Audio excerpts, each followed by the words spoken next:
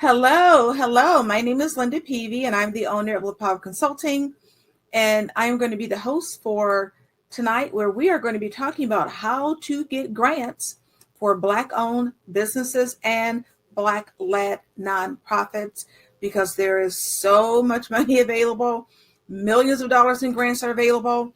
So tonight, we're going to talk about how organizations can research and find and write successful grants for not only their nonprofit organizations, but yes, for their for-profit organizations as well. So we're going to have a lot of fun. We're going to provide some really important information, because there's so much money available, and there is no reason why organizations, Black-owned organizations and Black-led nonprofits should not be sitting at the table and having access to free grant funding. And so tonight, that is what we're going to talk about.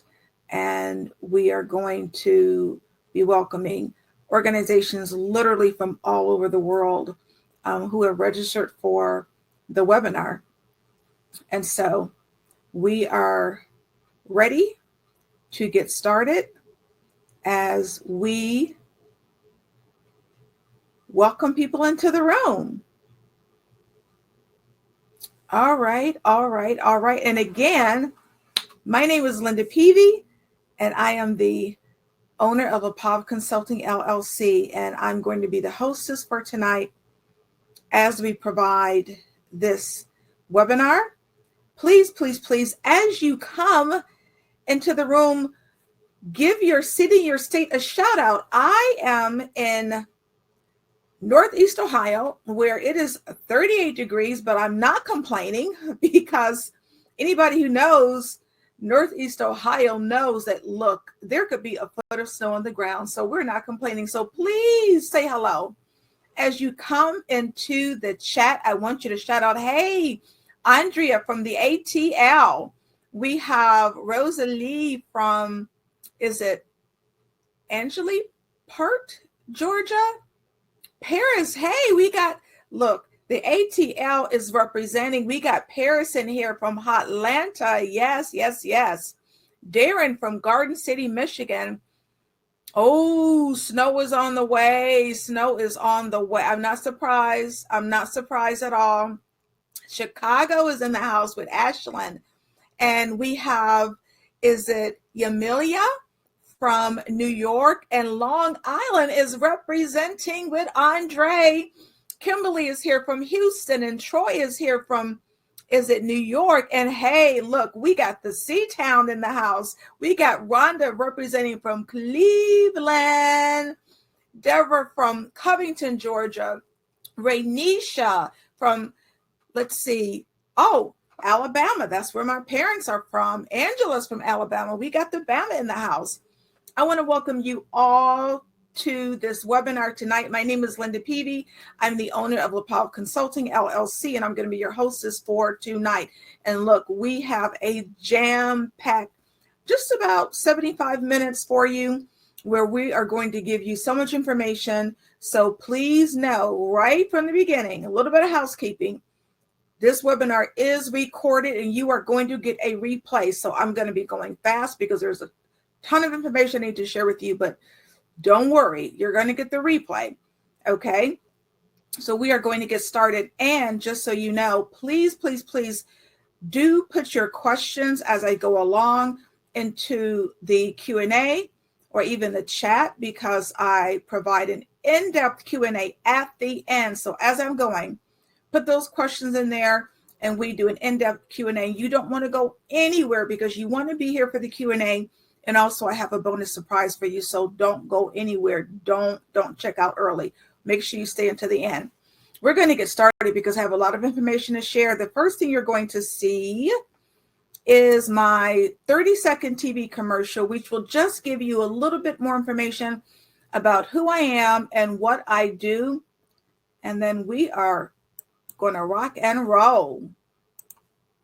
Hi, Hi, I'm Linda Peavy, owner of LaPav Consulting. My passion is to place your organization on the path to excellence. Are you struggling to communicate your message, reach target audiences, or secure funding?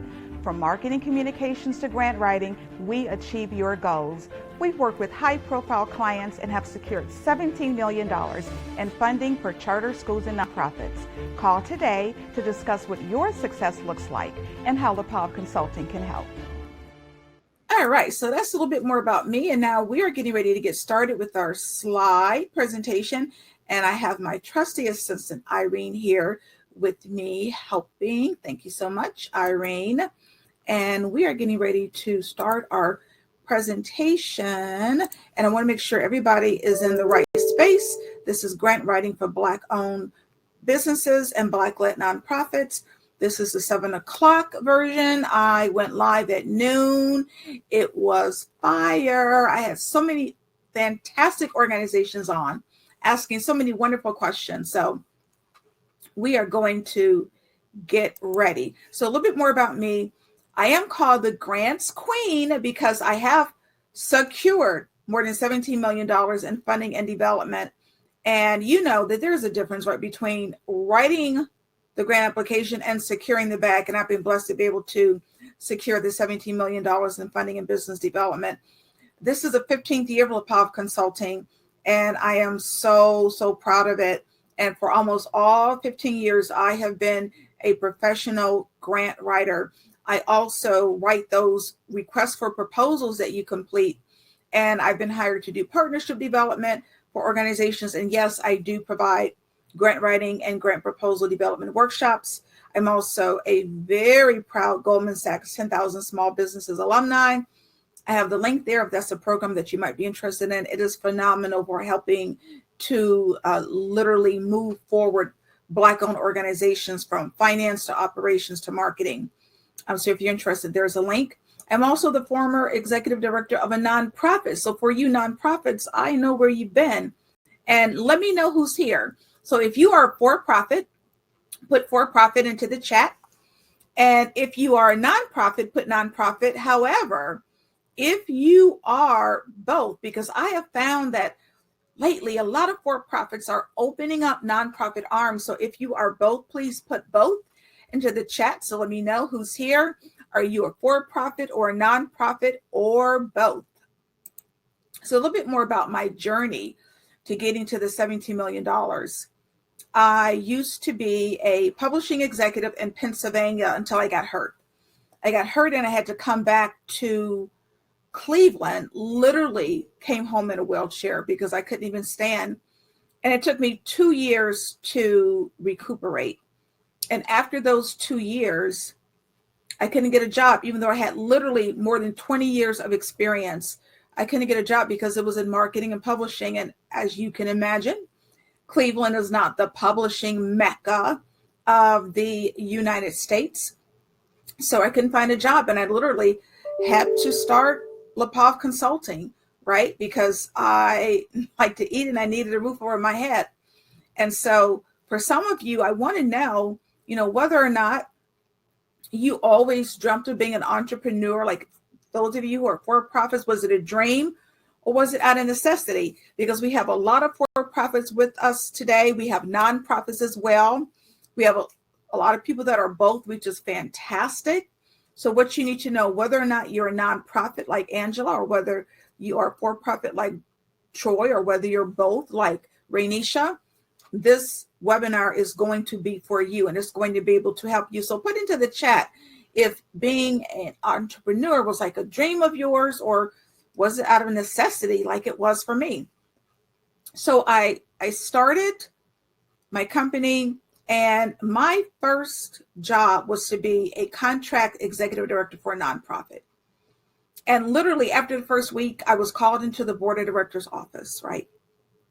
And I was told that I needed to write a grant literally to save my job, to save the job of the ED. Now, of course, they didn't tell me that when I was interviewing, but I had to write a grant to save the ED, which meant it was saving the organization, right?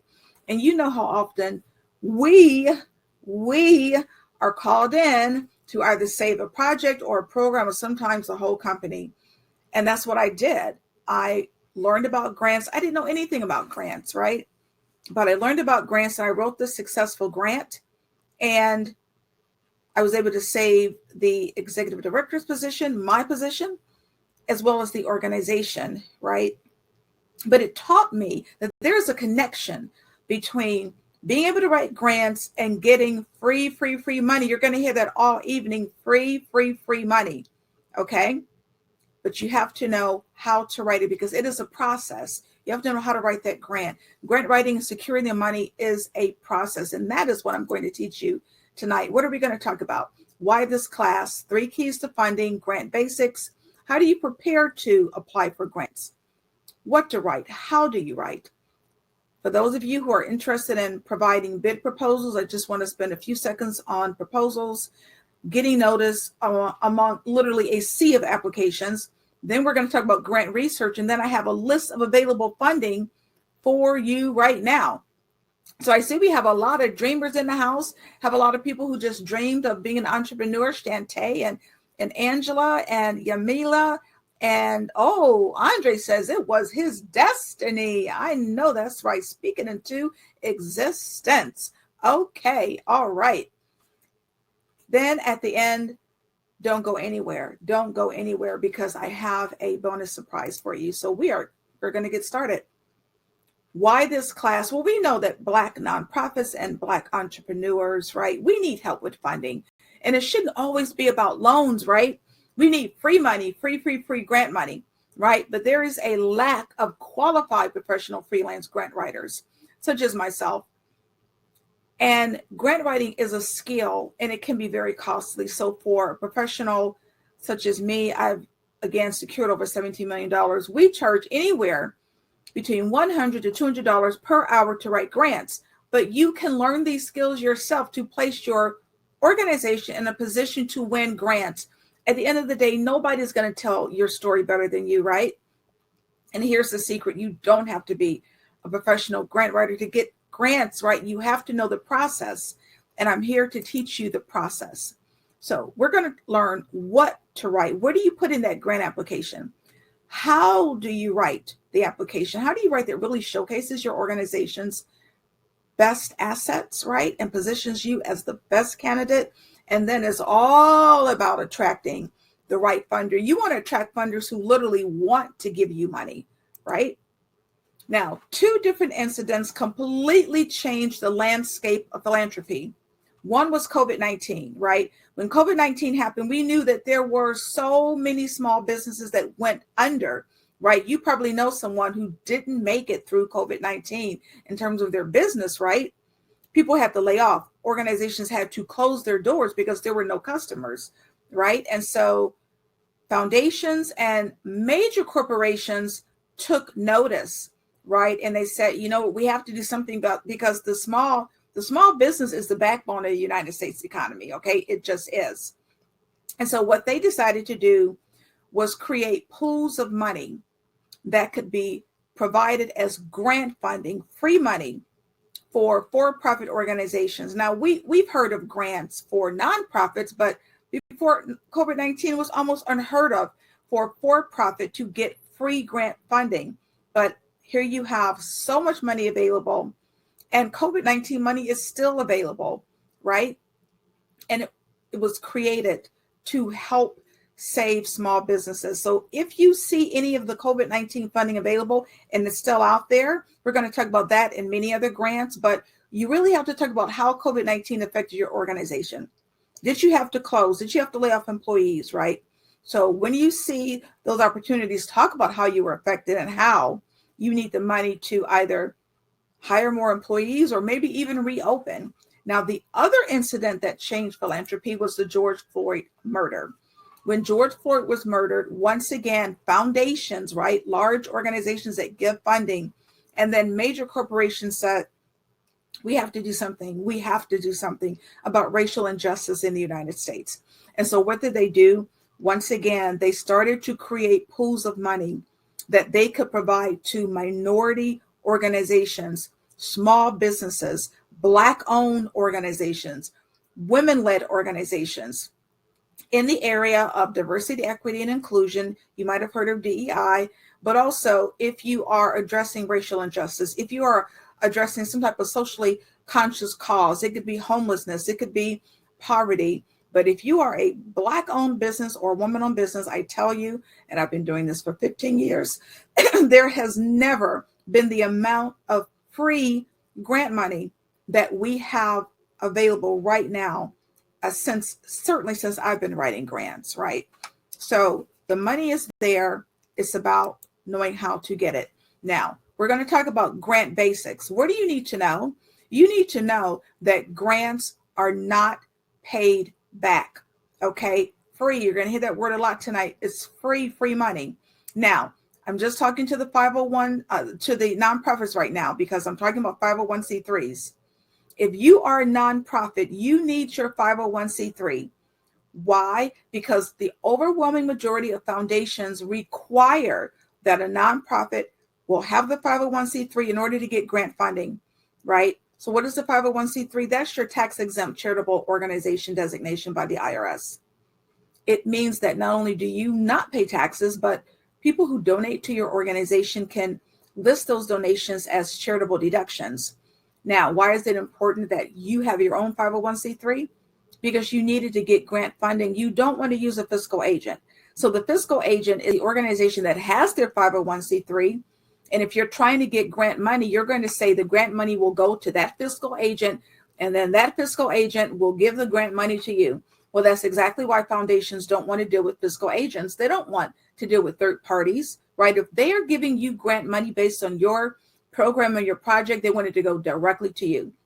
Now, the good news is, instead of it taking the typical 3 to 6 months to get a 501c3 status, it's now taking 6 to 8 weeks. So now is the time, nonprofits, that you get your 501c3 for yourself.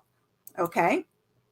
Now, more grant basics, and I want you to pay close attention to this slide.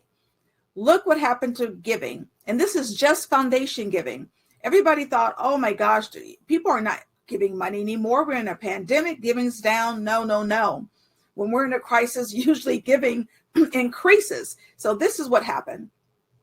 Foundation giving in 2021 increased to over $90 billion. That's billion with a B, right? And guess what? When the 2022 numbers come out, it will be even higher. That's $90 billion, right? We don't need all of the money, right? Can you imagine what you could do with just a little bit of the $90 billion? So I want you to put into the chat, I just need a little bit. Into the chat, I just need a little bit. We don't want to be greedy. We just need a little bit of the $90 billion. Can you imagine what you could do with just a little bit of $90 billion in terms of opening up your dream organization, or growing your staff, or hiring, or opening up a storefront, or creating that nonprofit, right? Put into the chat, I just need a little bit, right? I just need a little bit, right? We don't need the whole $90 billion. That's right, Reggie. That's right, Andrea. That's right, Renisha. We just need a little bit, right? We don't want to be greedy, right? We just need, Andre says, I just need a sum. Okay. I just need a sum. Russell says, I just need a little bit, right? And I'm here to show you how to get your little bit of $90 billion. All right, next, we're talking about how do you prepare to write grants. This is where too many organizations make a mistake. They look at a grant application, they print it out, they complete it, they send it off, and they get the rejection letter, right? Because you have to prepare to write grants. And the one thing I always ask people to do is just hone up on your writing skills. I'm a professional editor and a professional writer, and I still use Grammarly. Now, we know there's 5 basic writing skills. We're only going to talk about the 5th one, editing and rewriting, right? You always have to rewrite that application. It's rare that you just write a grant and it's perfect and you send it in. No, I've never done that, and I've been doing it for 15 years, right? Grammarly is your friend. What is Grammarly? Grammarly is an editing software tool, and it is free. That's that word again. It is free. So if you're using Grammarly, let everybody know it is fantastic. And they created this article here. It will improve your writing, literally. Improve writing skills dramatically by doing these 15 things. Irene, if you could put this link into the chat. I want everybody to be able to download this. This is your homework. It will help improve your writing skills. Grammarly is fantastic. And like I said, it's free. Now, there's a professional version that's about $150 a year, but you don't need it. Like the regular free version is fantastic. So we're preparing to write grants, right? What else do? You get your documentation in order, your EIN number, your employer identification number. And then, of course, if you're not nonprofit, you need your 501c3. Absolutely. Now, if you are a for-profit, especially, you need your certificate of incorporation, your articles, right? Your bylaws. And this is critical, you need your state certification, right? That's your business license by your state. You need to be in good standing. You need to legally be able to do business in your state, right? I was giving this webinar last year and a young girl came on and she said, Linda, you're so right, because I was applying for a grant and the competition was stiff. She said I was the only person that got the grant because I was the only organization that could produce my certificate in good standing, my business license, to say that I was legally able to do business in my state. So more homework. Go to your Secretary of State's website, okay? Your Secretary of State's website, put in your business name, your information, and make sure that you have a current business license so that you are able to do business in your state. What else do you need? Your list of board members, your staff. Letters of support are very important because you need to make sure that the funder and the foundation knows that there are organizations and people in your community that support you, right? So name drop if you have to. Get someone that you know to write that letter. It could be your pastor, it could be a politician, it could be a community leader, and just give them time to write the letter. That's why you're doing this before you start writing the grant. Now, some applications will ask you for an audited financial statement. If that's the case, you'll need the CPA to do that for you. The current operating budget is critical, even for you startups, right? Because if you are starting an organization, you need to know, how much is this going to cost me? So yes, you need to produce a budget, because when you create that budget, those line items, you're going to be looking at, okay, what am I going to be outlaying as in reference to cash and expenses? And you might say, okay, I'm going to open up this storefront. I have money for the lease, right? I even have money for staff, but oh my gosh, when I create that budget, I see I didn't put in money for marketing. Okay, that's an area where I can ask for grant funding, right? So when you create that budget and you see where the gaps are, you can look at that budget and will help you understand where you need grant money and where you need to be applying for grants, right? Also list any other funding sources, right? No funder wants to be the only organization funding you. So if you have any other funding sources, it could be other donations, other grants, and also in-kind donations. Be sure that you put that information in the application. All right, so now we are at, what do you write? What are the components of a typical grant application? We're going to go through this list here, and then we're going to go through each component one by one. Summary, mission, history, leadership, description of your organization, your statement of need or target market, description of your program or your project, your community partnerships, your outputs, outcomes, impact, your program project staff, leadership, your budget, and sustainability. All right, we're going to get to the first one, the summary. What do you need to know? You need to know that it's going to come first in the application, but you always write it last. Don't be fooled. Don't be tricked up. Why? Because it is going to include the most compelling components of that grant application. You put into the summary after you write the grant application. So don't be fooled. You see it first. You always write it last. Next is your mission vision. Now, all of you should have a mission statement, but do you have a vision statement? The vision statement is what you would like to have happen in the future if you achieve your mission. Your mission, of course, this is what you're doing now, your aims and your goals. But if you are able to complete that mission on a regular basis, what will your vision look like? Okay, so that's more homework for you. If you don't have a vision, you will need a vision statement. Now, the mission statement becomes very important because you are going to align the mission statement to the funder. This is how you choose the right funder. If your mission is geared towards K through 12 education, you want to make sure that you are seeking an organization, a funder, a foundation that also is focused on K through 12 education. So your mission statement is critical because you want to make sure it aligns to the mission of the foundation or the funder. Next, we talk about history. So every organization has a history. Even if you are just starting up, you want to talk about what was the impetus, right, for you creating your organization or for you starting your nonprofit. And I like to use the example of the retired principal who is starting a tutoring company, right? And she wants to tutor kids in grades 9 through 12. And you may think, well, she's just starting out, she doesn't have a history. But think about this. She spent 20 years as a principal, right, of a high school, leading and teaching students in grades 9 through 12.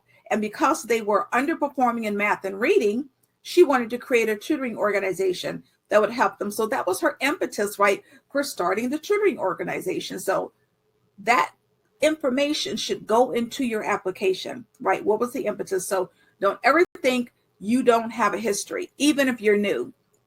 Your leadership, that's simply your executive leadership.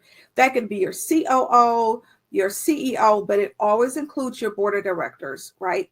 Next, the description. What are you doing? You're describing your organization. You're talking about, like, what is your track record been of working with whatever your target population is, which we'll talk about in a few minutes, right? What has been your success rates? What has been your success factors? How have you been successful? What impact have you had on the people that you serve? And again, what has been your experience with the subject matter? For the principal, her subject matter would be grades 9 through 12 kids, right? So what experience do you have with the population that you are serving?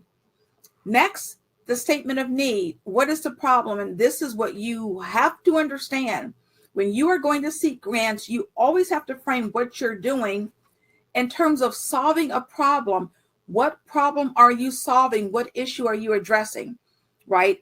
And no matter what you do, whether it's a product or a service, you should be resolving an issue or addressing an issue or resolving a problem. And you might say, well, okay, what about a restaurant? And I like to use the example of a bakery, right? You might think, well, how is a bakery solving a problem? Well, maybe it's a vegan bakery and you are solving the problem of vegans not really having any place to go for great treats, right? Or if you're a regular bakery, you want to locate it in a downtown area, or maybe that location has had many failed businesses and you want to come into that location and you want to be able to address any of the issues that businesses have because they don't have a bakery to maybe impress their clients, right? Also, economic development.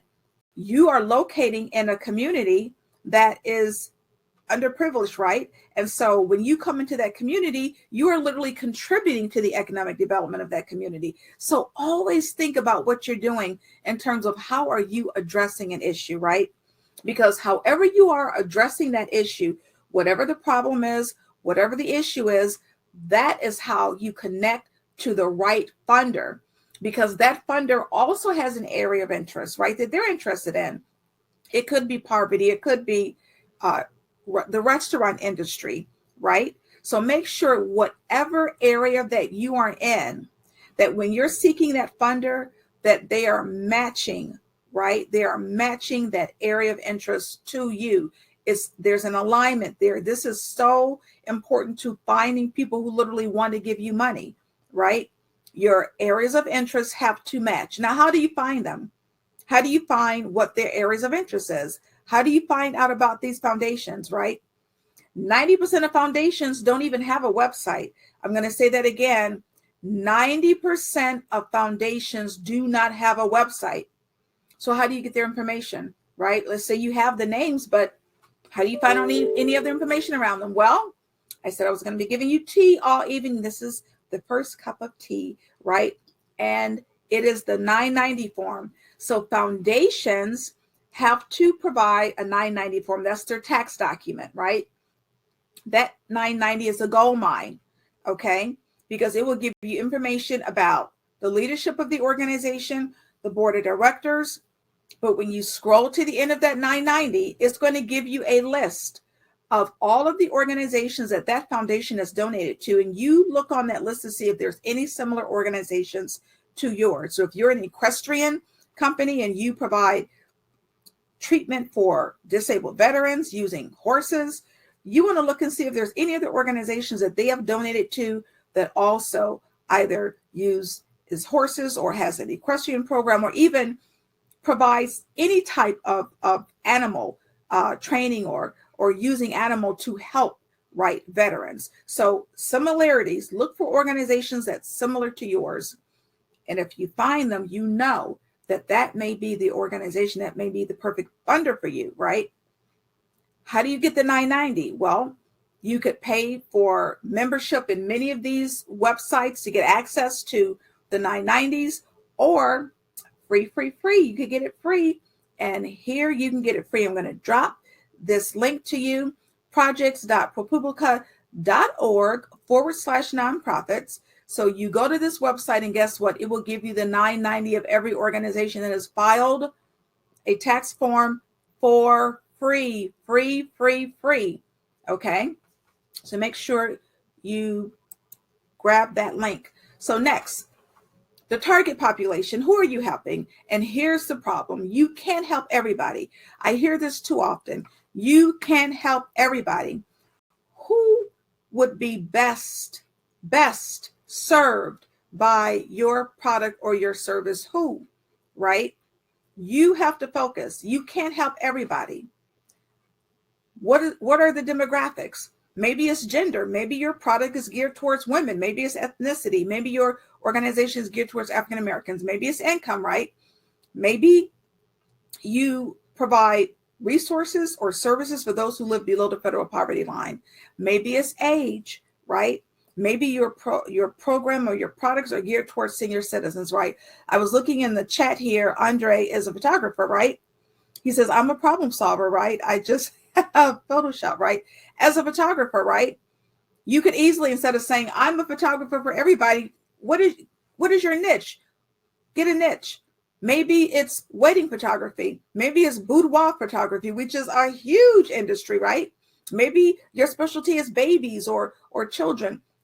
Get your target population right so that you can focus and be able to serve that particular population best. How do you get demographics, even geography, right?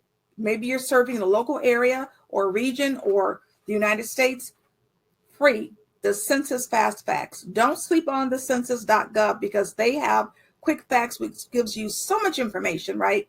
About demographics, about age, about the number of kids under the age of 5 that live in the community, about the unemployment, right? It is a phenomenal resource. So whenever you need demographics, please, don't sleep on the census.gov/quick facts. All right. What we're doing, we're telling a story. That's what a grant application is about. It's about telling your story, right?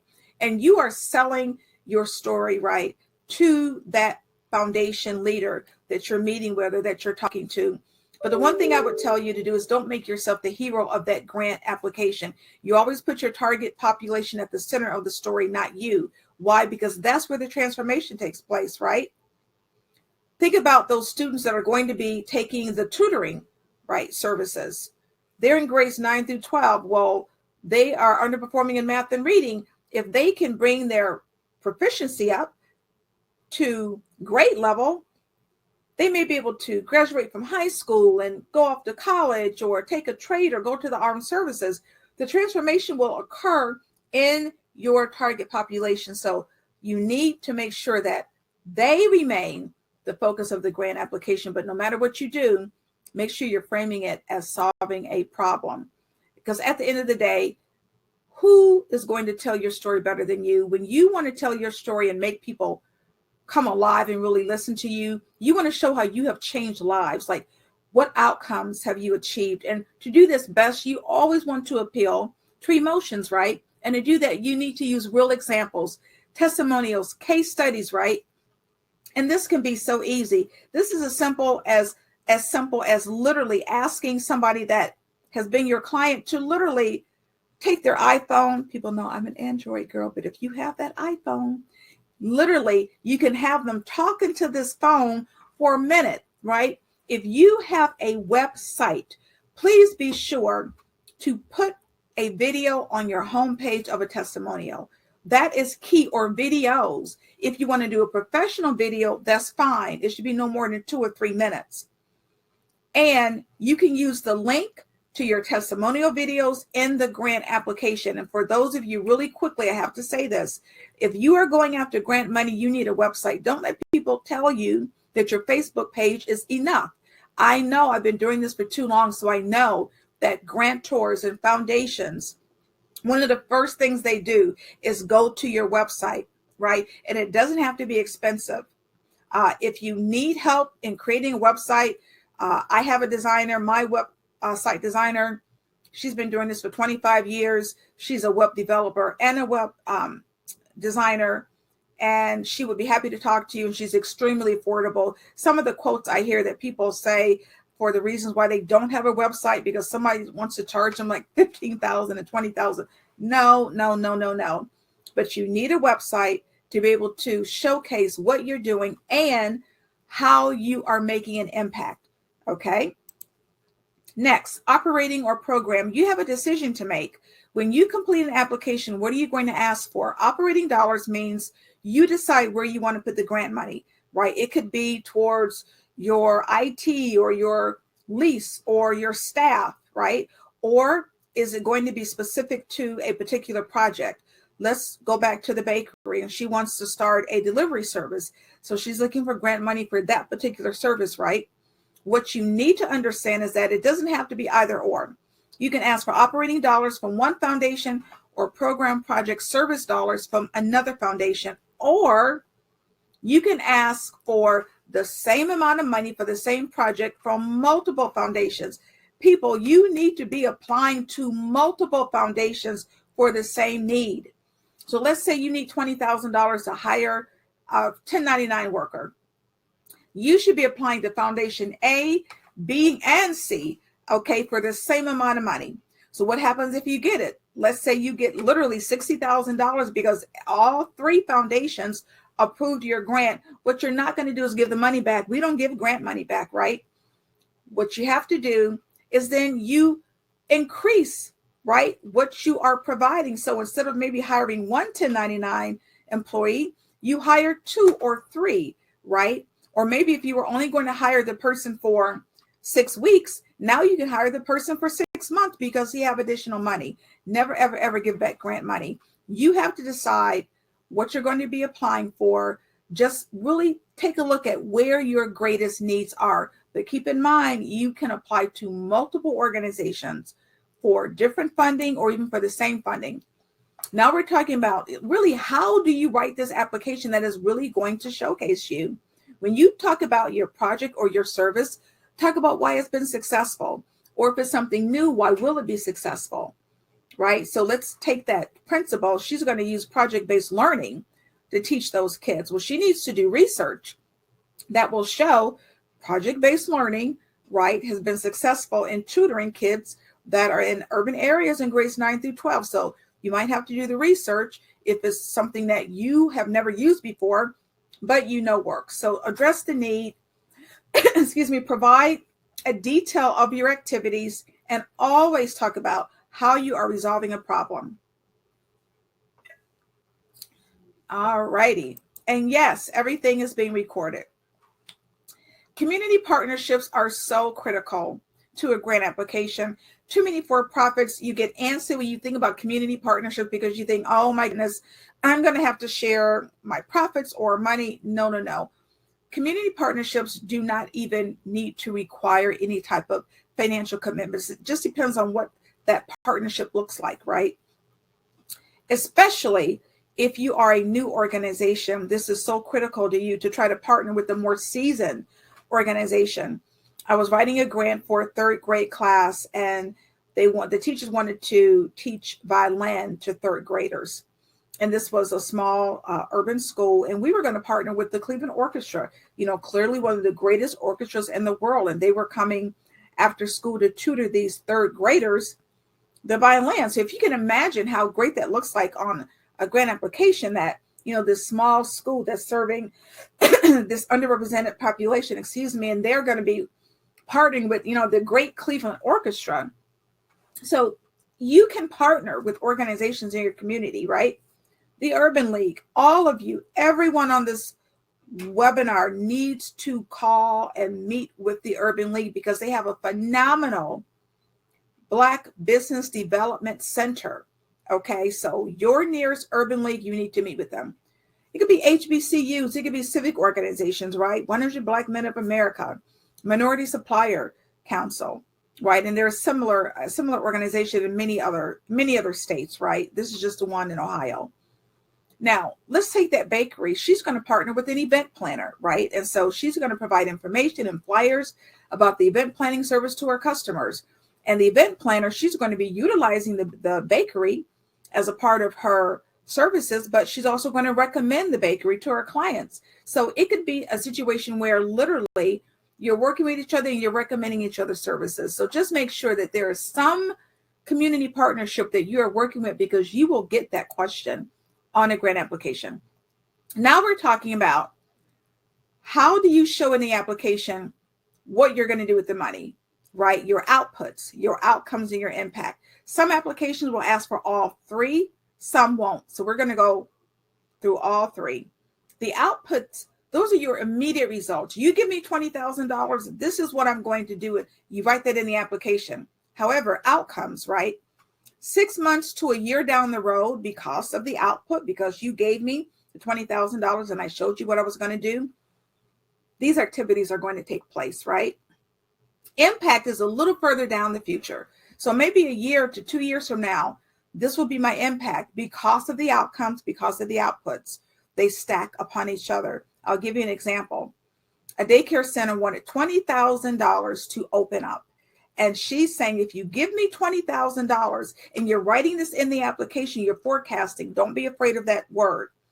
She's writing in the application, if you give me $20,000, I'm going to be able to open my daycare center. I'm going to serve 100 families and 250 children, right? That's what's going to happen immediately. 6 months down the road, my outcome is that I'm going to be able to grow my daycare capacity by 40%. And I'm going to add 24/7 services, right? Well, the impact, maybe a year to 2 years down the road, because I've been able to grow and because I've been able to add these 24/7 services, 25% of my families will experience less stress. Why? Because they can drop their kids off 24/7, right? Like, would you experience less stress? 65% of children will demonstrate improved behavior because we have a phenomenal educational program. And a year to 2 years down the road, we're going to expand to 2 locations. So you see how the impact is dependent upon the outcome, which is dependent upon the output. So if an application asks for all 3, this is how you address it. Okay, so most of you have heard of SMART goals. You're going to have to talk about the goals, right? What you want to accomplish based on getting the money, right? And so SMART goals are specific, measurable, attainable, relevant, and timely. Now, you may just have one big goal in mind. I want to reduce the poverty rate in Cleveland. Well, that's not a SMART goal. That's too broad. How do you change that from a goal into a SMART goal? Here's a SMART goal. I want to reduce the poverty rate by 5% in Cleveland for Hispanic children under the age of 5 within a 5-year time frame. What did I do? How did I change that goal to a SMART goal? With data and statistics, right? I included data and stats. Also, what assessment tools are you using to prove that your program or your service is working? I love surveys and SurveyMonkey and JotForm, right? The restaurant can provide surveys. The principal can use the reading and math test data of the students to prove that her tutoring program is working, right? So think about what assessment tools you're going to be using. Next, you want to talk about what staff are you putting in place to lead the program or the project, right? Or the service. And it may be you, right? If you're a for-profit, you probably have not updated your bio or your resume in years. Okay, well, you need to make sure you have an updated bio and an updated resume. Why? Because this is all about oversight and making sure that you are qualified to run the program or the project, or who you're putting in charge of the service is also qualified. because at the end of the day, this is about accountability. Now, budget. What you need to know about the budget is that you must itemize your expenses, right? So if you're asking for $50,000 in a grant to pay for an executive director of your program, you need to be specific. Like, is that a contract executive director? Are you paying them $50,000 for 6 months or for a year? Just be specific, right? Program personnel, the same thing. Are they 1099 workers or W-2 workers? Because if they're W-2 workers, you need to also include benefits. The specifics, that's what the budget narrative is. So you put the numbers in the budget, but how you're spending the money, looking at the weeds and the details, that is what goes into the budget narrative. But what you always do is make sure you connect the money back to the goal of the program, right? That is key. Now, this is a fun exercise, sustainability, right? So you know that grants are not guaranteed. And just because you get money in year 1 does not mean you're going to get money in year 2. So you have to write in that application how you're going to sustain your program in year 2 if you get no grant funding, right? What are you going to do? How are you going to still keep the program or the service up and running, right? The grant money is gone. So you have to do this. I want you to think about a high school, right? They got the $20,000 in year 1 for the tutoring program, but they have to write in an application. This is how we're going to sustain the program in year 2 with no grant money. So I want you to put into the chat. Think about how a high school could say in year 2, this is what we're going to do to come up with $20,000 to pay for the tutoring program, right? So put into the chat, really think about this, right? How would a high school put into a grant application ways in which they can still fund their tutoring program in year 2 when the grant money is gone? So I want to see some options, some ideas that you would have for a high school, right? In year 2 to come up with funding. Exactly, Lisa, fundraising, right? Maybe it could be a talent show. Maybe it could be a musical. Maybe they could sell merchandise, right? Maybe they could have a bake sale, right? Russell, donations, absolutely. They could create some type of campaign where they're getting donations, right? You have to think about ways in which you're going to put into that application after the grant is gone, how you can still sustain, right, the program, right? Goddess says at community service events, absolutely. Tangela says a bucket drop, absolutely. So you have to be creative when you answer this question, because you're going to have to come up with those alternative funding development methods. Now, for any of you that want to consider putting in bids for contracts, just really quickly, whatever you do, don't think you're going to just underbid. Please don't think that putting in the lowest price will get you the contract. Don't underbid, because if I have a contract, I have an idea of what the cost is going to be. If I'm building a fence, I know, let's say I have an idea that it may be $1 million to build that fence. And if you give me a contract because you're trying to underbid and say, okay, I can build that fence for $100,000. Well, if I know it should cost about $1 million and you send me a bid for $100,000, I know that you're not qualified. I know that you don't have the capacity, right? And someone said earlier, you're gonna use super cheap materials, right? So no, you need to focus on your experience with similar jobs. So maybe you've built 100 fences before, right? Maybe you have qualified staff where your staff, maybe they've built 1,000 fences before, right? Maybe you can say that you have always been able to meet a deadline on all of your other projects. Think about ways that will make you unique other than underbidding. Now, you may also be asked for a capability statement or capacity statement. This is simply a document that highlights your capabilities and your skills, right? It's usually no more than 2 pages. But again, you're focusing on your core competencies, right? Your capabilities. What are your differentiators, right? Maybe you have a state-of-the-art facility, right? Maybe it's state-of-the-art equipment, right? You have to look at why you focus on your uniqueness and not necessarily about money. Now, this is really about things you do before you write a single syllable of a grant application, right? And what I have to tell you is that you need to be in a mindset of winning, right? If you approach this and think, oh my gosh, like, no, a grant, no, I can't do it. I can't write 200 pages. I can't do it. First of all, grants are no longer dissertations, right?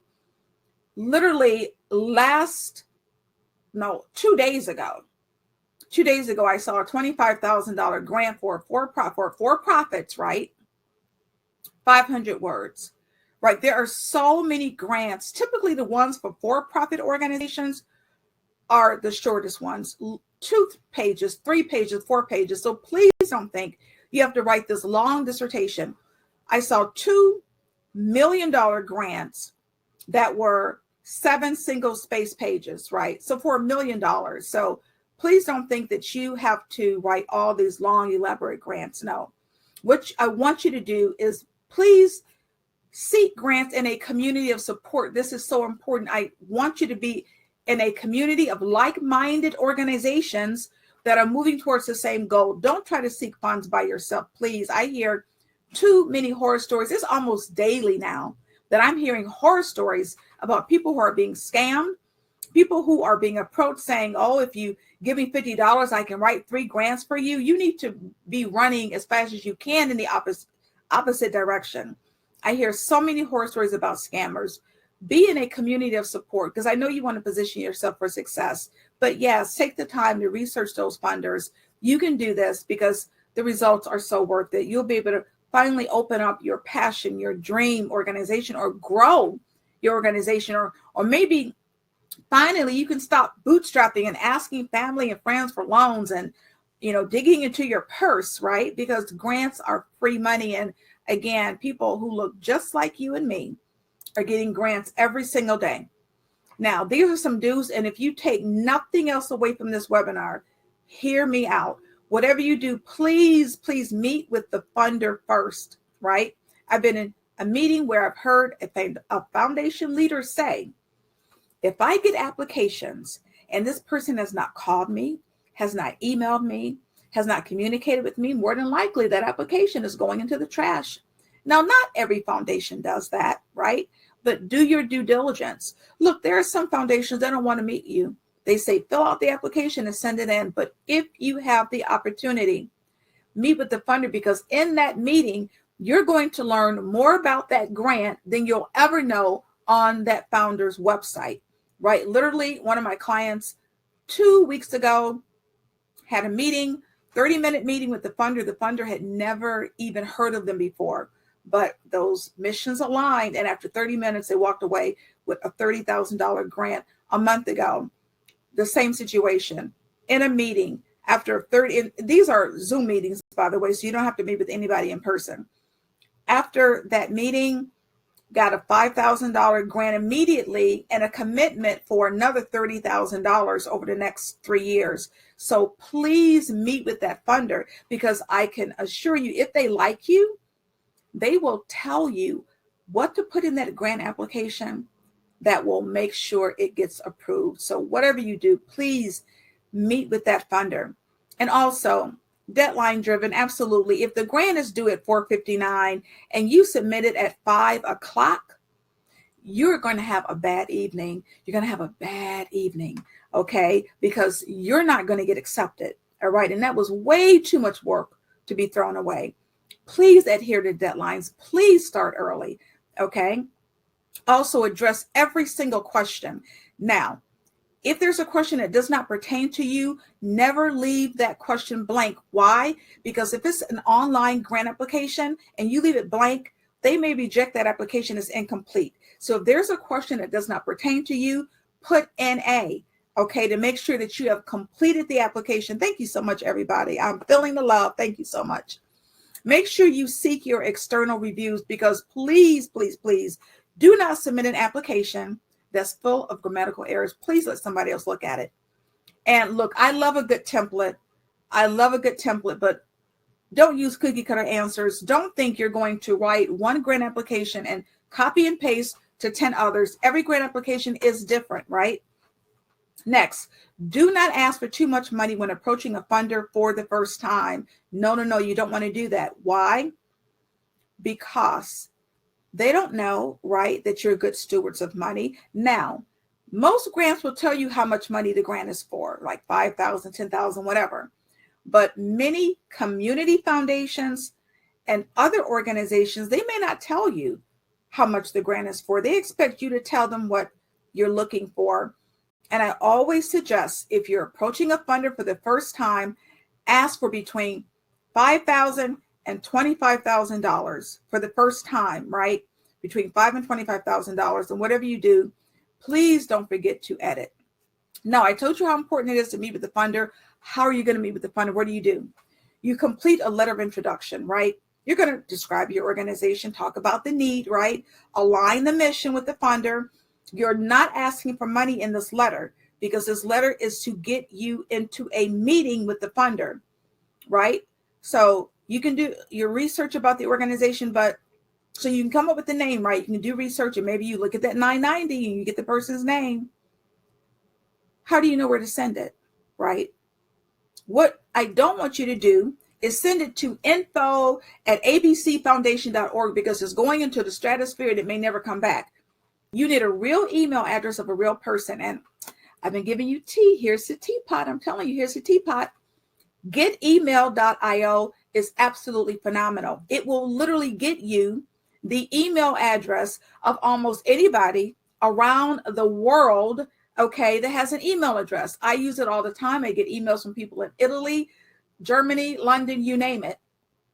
And it is free for like maybe the first 10 to 15 emails. And then it is a monthly subscription. I think it's about $60 a month. I mean, for me, it's super worth it.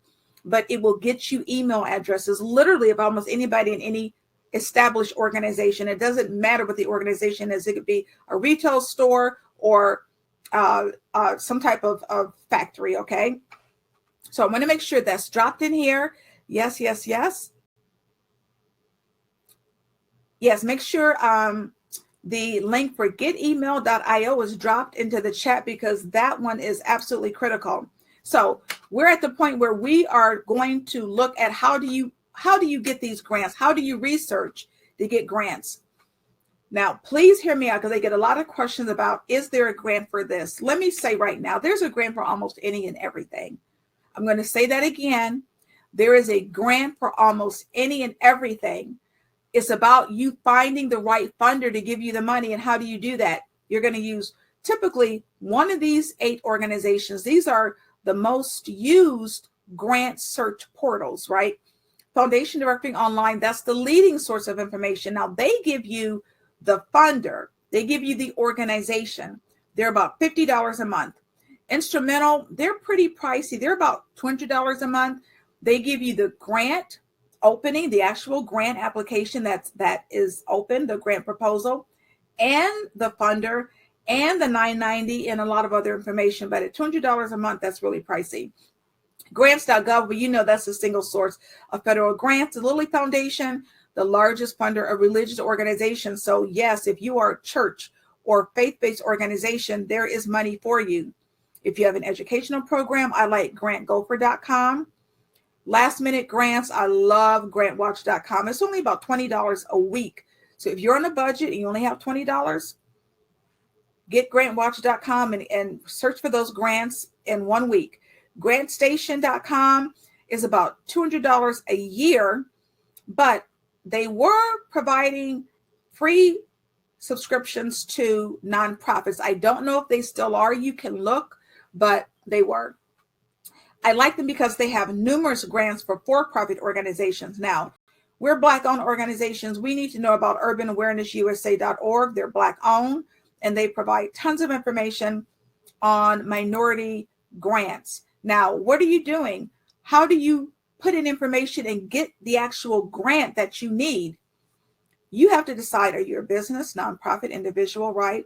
These are all the variables that you punch into these search portals. You decide local or national. Do you want to look for funders that are located near you or national? And just because a foundation is not located in your city does not mean that they don't give funds to you. There could be a funder located in California, and they give money to you if you're located in Cleveland. So this is all part of the search that you're going to do. What kind of grant do you want? federal, foundations, right? Location of the grantor. Again, what is that target population? Who are you focused on?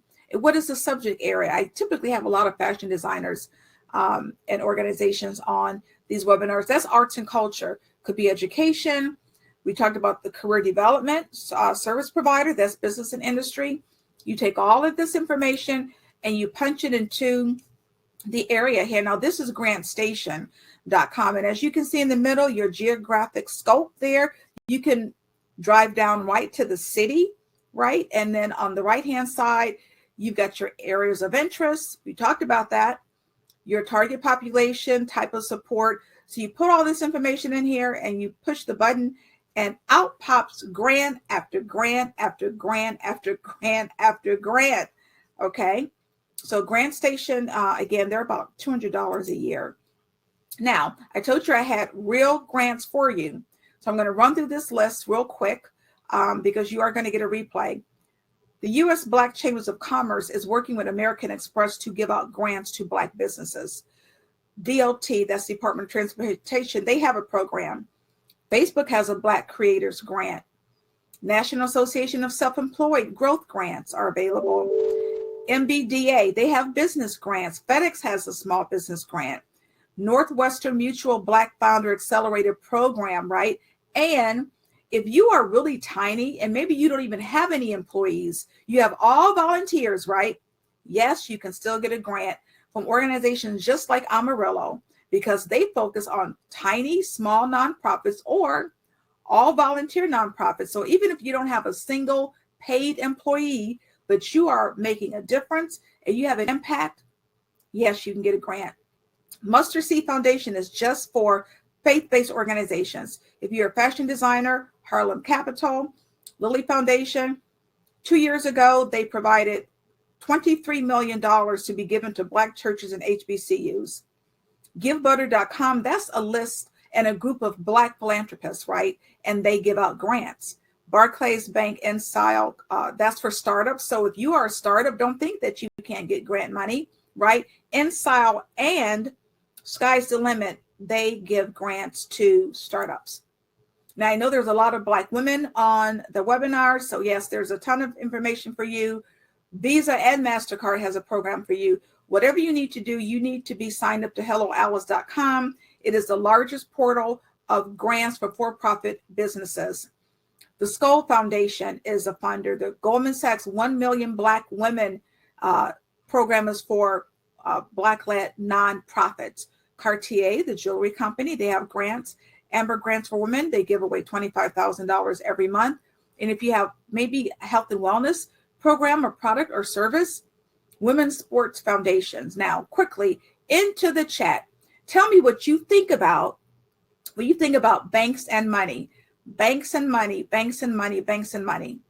So yes, this information will be available after the webinar because you're going to get a replay and I'll talk to you about that in a couple of minutes. So put into the chat what you think about, yes, loans, loans, loans. Most people think about banks and loans. Well, let me tell you that banks are part of the largest group of funders for grants, right? You need to go to the right person. Don't go to your branch manager because they're going to try to get you to get a loan, right? No, grants, grants, grants. You need to seek out your vice president, usually of community development or community reinvestment. Make sure it's a bank that has a really good footprint in your area. Okay, literally late last year, a young lady was on my webinar and she saw what I was talking about banks. She went and she researched and she found a bank with a great footprint in her area. She applied for a $2.3 million grant. Don't sleep on banks. Thank you so much. Don't go anywhere because I have a surprise for you. And we're going to do a really vigorous Q&A. I told you before, I've been writing grants for 15 years, and I realized I could not help every single person by writing a grant. And I know there's so much money available, especially for Black organizations. So I created really a grant writing course that includes my coaching that will help you get grants, right? It is literally a step-by-step path to funding, right? Because I know you want to be impactful.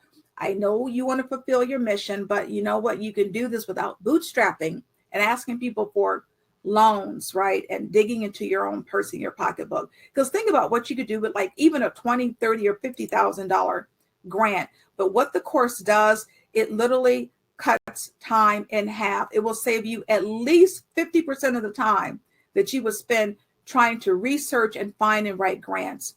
I get a lot of, is there a grant for A? Is there a grant for B? You won't have to ask that anymore because I show you how to find out whether or not there's a grant for you. And typically there is. I give you the best grant research techniques. I show you literally how to find funders who want to give you money. And I help you approach those funders. And of course, I'm going to teach you how to write every part of the narrative, right? Because I want you to be able to write grants without paying a grant writer. Nobody's going to tell your story like you. Yes, a little bit of effort equals a lot of equity. But as I said before, please do not do this alone. Don't do this by yourself. What are you getting? 12 modules, 35 lessons. And I know everybody learns differently. So I start every lesson with a video. And then I go into the written lesson. And it's fun because you're writing about something that you love. Okay. The tasks, the planners, the workbooks. And I give you these really fun quizzes. And of course, I give you actual grant examples. And those examples are all grants that not only did I write, but won money. Okay. And then I do what nobody else is doing. I guarantee you. I give you a list of literally over 450 funding organizations. These are organizations that provide grant money. 450, right? And 50 of them I've just added because they provide money solely to entrepreneurs. Okay. Now, unlike many other instructors who, after you buy something, you don't see them again, I'm about community, and I have a private Facebook group, and I want to see you in the group. So when you buy the course, you are admitted to the group. And I'm telling you, this group is phenomenal. If there's anybody on the line that's a part of this Facebook group, please give yourself a shout out because I have literally professional grant writers in the Facebook group.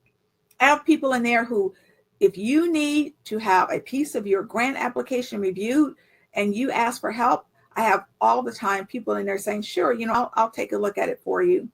And I give you 1 hour of group coaching, right? And that's with me. Like I don't assign somebody else. That is with me. You get 1 hour of group coaching every single month. That is every month. And look, we had one on Monday that was fire. Oh my gosh.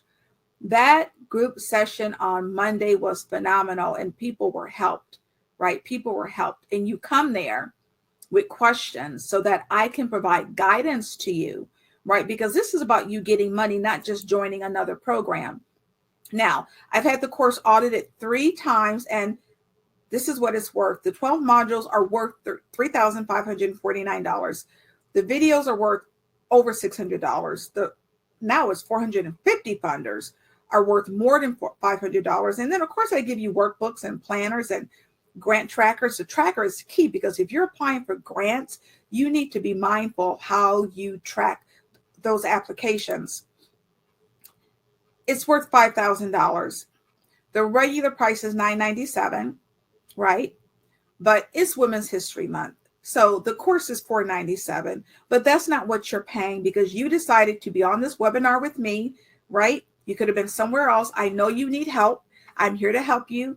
I consider myself without question to be a woman of faith, and I'm a servant leader. I'm here to help you. I'm tired of hearing these stories about people that look like you and me being scammed because of grants.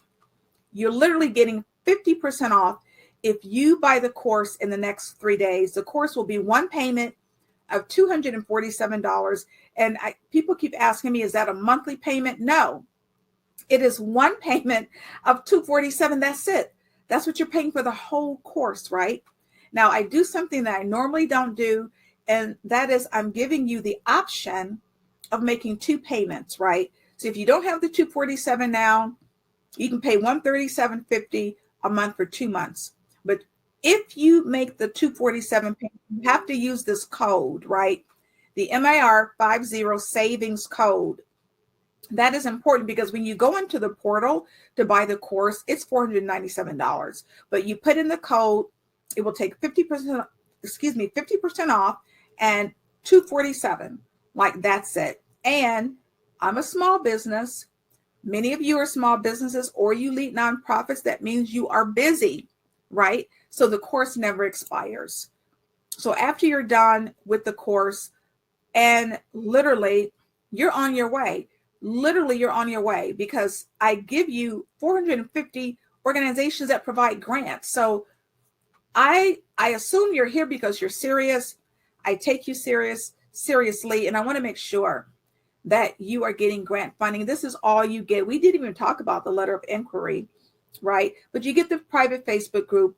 Oh, and it's self-paced, because once again, we're busy, right? And we may say we're going to get to a course next week, and life happens, right? You don't get to the course for 2 weeks or 3 weeks, right? So don't worry.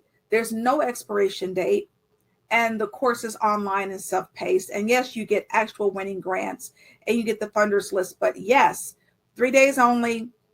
The deadline, 50% off until Sunday, March 5th. That's just Sunday, 247. Oh, and I forgot. Yes, it is tax deductible. This is an educational program, so it's tax deductible. You literally write it off. So when you go into the link that's being provided, you're going to see this page here. So if you want to just pay the $247, you hit the $497, and then you'll need the discount code. If you can only pay the $137.50 now, hit that little drop down arrow next to the $497, and you'll see the drop down menu. 2 payments of $137.50, and you can move from there. And also what you'll see pop up when it's time to purchase is this page here. And please look for that question mark there. Do you have a coupon? So if you're paying the $247, you say yes, you put in the coupon, and you pay $247. You won't need a coupon if you make the 2 payments. Now you'll also see this little box here that says Ask the Expert. If you want one-on-one personal private coaching with me, you can do that. It's $495 an hour. But if you buy it when you buy the course, it's only $195 an hour. So you get that little bonus if you want to talk to me one-on-one to do a deep dive with your company. Why is this important right now? Right now, because grant money will be exhausted, right? So often after the first quarter. Now, look, there are grants that have rolling applications you can apply all year, or they decide grants when their board meets. So maybe they accept grants 2 or 3 or 4 times a year, but so many organizations don't, and they will tell you, you have to apply when we have the money. Walmart, Verizon, and other organizations provide grant money when they have it. We're in the first quarter. It is time to get this money while it's here. And again, I can't tell you. What I can't tell you is that the money from COVID-19 and the money that was provided because of the George Floyd murder will be available in 6 months. I don't know. I know the money is here now, right? I know the money is here now. So please, whatever you do, don't be in the same position a month from now. Move yourself forward and make this investment. And again, this was the one funder literally within the last month that they got over $35,000. These are just some testimonials. Oh, and Farah, oh my gosh, last month, Farah told me she used the techniques in the course. She literally got her mom 5 grants for her church. Carla says that the course is easy to understand, and it is. Kelly, a couple of months ago, wrote a grant for her colleague based on the information that she learned in the course for $75,000, and then turned around and wrote another grant for herself. Okay. And Brian just received a $30,000 grant within the last month, just meeting with the client and based on this information. So yes, it works, right? You have the information. The link is in the chat. I'm going to go to the Q&A, and I'm going to start with the Q&A only. So let's end the slide presentation. And all right, we're going to go to the questions. We're going to start in the Q&A only. So yes, the course never expires. So the course does not expire. So I talked about what a 990 is. A 990 is the tax form for foundations. So they have to submit a 990. The slides will not be available, but the replay of the entire presentation will. So you will have access to this entire presentation. So those were the questions in the Q&A. I'm going to go to the chat now and start at the bottom. So yes, so the Facebook group, getting questions about the Facebook group. When you apply, when you join the course, you will get 3 emails. One email will be a welcome email. The other email will be the email where you sign up for your account and your password. And the third email will have a link to the Facebook group. So when you join the Facebook group, we will be notified and we will give you access to the Facebook group. It is phenomenal. Like, what I don't want to have happen is for you to be in this same situation, please, please, please, a month from now, wondering like, where is the grant money? I've heard it was grant money. How did that person get a grant? Or how did, this individual get a grant? Again, there are people that look just like you and me getting grants every single day. So my question is like, why not you? Like, why not you? Okay, so I'm going to go through the questions. And yes, I'm in the Facebook group a lot where I answer questions in the Facebook group, but also in the group coaching session that is with me. So it's in a group with me. So it's a group of other students, right? And you get to deep dive because I'm assuming you are ready to get grant money. And I want to make sure that your organization is ready and you get to ask any question that you want in that group coaching session, right? All right, so we are going to go through the Q&A. Yes, everybody wants just a little bit of the $90 billion. Can you imagine? Goddess says Grammarly is the bomb, and I have to agree. It is. Make sure you get Grammarly.com. It's free. Yes, Andre, truck drivers are problem solvers. Absolutely. Oh my gosh, are you kidding? Absolutely they are. I mean, really, because without you, so much merchandise and produce would never get to its destination and certainly wouldn't get there fresh, right? Please provide a list of grants for us. So you have a list of available grants at the end of the webinar.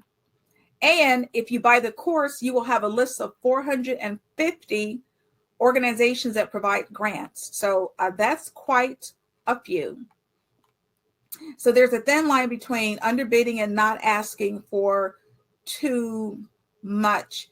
If I were you, I would take a look at just making sure that the income that you're asking for, is enough to pay the staff to do a great job and that you're using great materials. I mean, you know how much it's going to cost because you're in this business already. So you should know approximately how much it's going to cost when you put information into that bid. Does the application include an email address? Does the application include? So if the application is, so we're getting beyond, this is before the application, because what you want to do is set up a meeting with the funder so that you can talk about the application, because some applications are online and all you get is access to that online grant portal. So you're not going to see anybody's email address. You're going to go to an online grant portal and fill out the information and click a button and submit your grant. You need to talk to people, real people, before you submit that grant application so that they know it's coming, that you've had the conversation, and so that hopefully they pull it, right, to be able to approve it or ask further questions of you. But no, you don't always get an email address, because most grant applications now, you're not mailing to an individual. You're completing an online grant portal. Okay.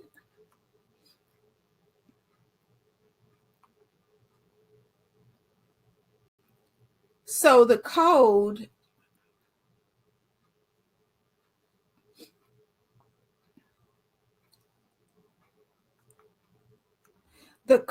that you were given as MAR 50 savings. That is the code. There's another code, but I actually think either one is going to work. The MAR 50 savings or the MAR 50 sales, either one is going to work. But Irene, I think you've put different codes there, but I'm pretty sure. Let me double check. I think both will work. Both will work. No problem. Both will work. Okay. All right. More questions, and then I'm going to wrap it up.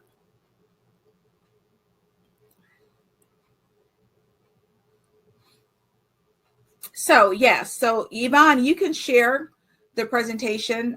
Definitely when you will get a link to the presentation, and you can have anybody watch the presentation. Does every grant require a business proposal, or can you just answer the grant questions? You can just answer the grant questions. Do you know if it's difficult for non-emergency transportation companies to get going? It depends on what you're doing, what you're using it for. What does that mean? Non-emergency transportation. You could be providing non-emergency transportation to senior citizens. You could be taking them to their medical appointments. That's non-emergency, right? And those kind of companies get grants. All right.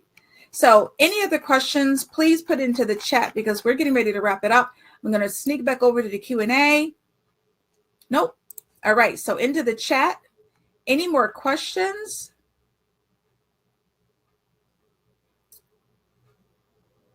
So Kay says, hello, Alice. I always get turned down. Grants are not guaranteed, but what do? You keep applying and you make sure you re-examine that application, right? So if you're getting rejected, re-examine that application. You have information here in the webinar that you didn't have before.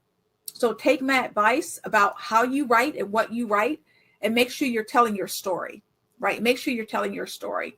And if you buy the course, you will have access to so many more grants, right? So definitely, I'm hoping to see you in the Facebook group because again, please, please, please don't be in the same place. Oh my gosh, don't be in the same place a month from now. Please make an investment into your organization. You're asking for free grant money. Please keep that in mind. You're trying to get free grant money. Don't do this by yourself. I am tired of hearing about these scammers that are taking advantage of people like you who are so passionate, right? Please, relationships. Yes, who said that? Andrea. It's about relationships. Absolutely, you have to build those relationships to get the grant money. And I would be happy to serve as your coach, right? So you get the course, you come into the Facebook group, you come into the monthly group coaching sessions. And yes, I will be there for you. All right. So I believe that is it. So look for the replay either tonight, more than likely you'll get it tonight, or tomorrow morning. And please check your spam. Okay, I'm going to put into the chat 2 different email addresses, and I want you to put both of these email addresses into your safe senders list, because you will probably get the replay from one of these email addresses. So please make sure you put those 2 email addresses into your safe senders email list. All right. And my Instagram, somebody's asking for my Instagram.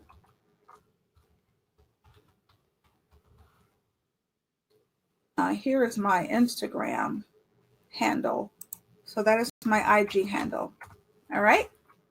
So you're welcome to follow me on Instagram, right?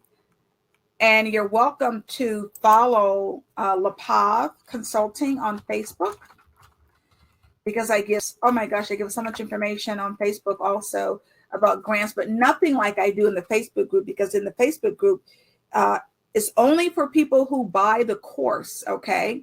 It's only for people who buy the course. So I give you tons of free information, all right?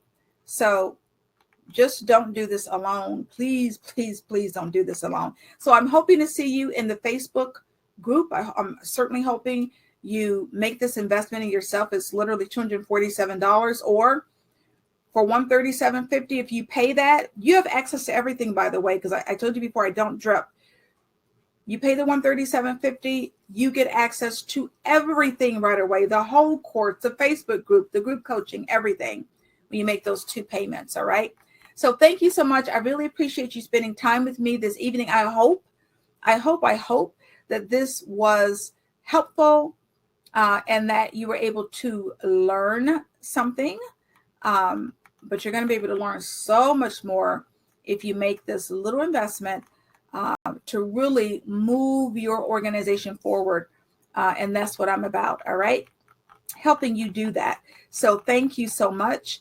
I will see everybody hopefully in the Facebook group, and then hopefully in the group coaching sessions, because you need the money.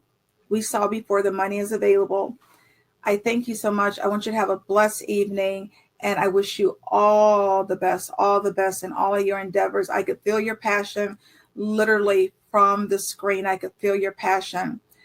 So thank you so much, everybody. Have a blessed evening, and hopefully I'll see you soon. Bye-bye.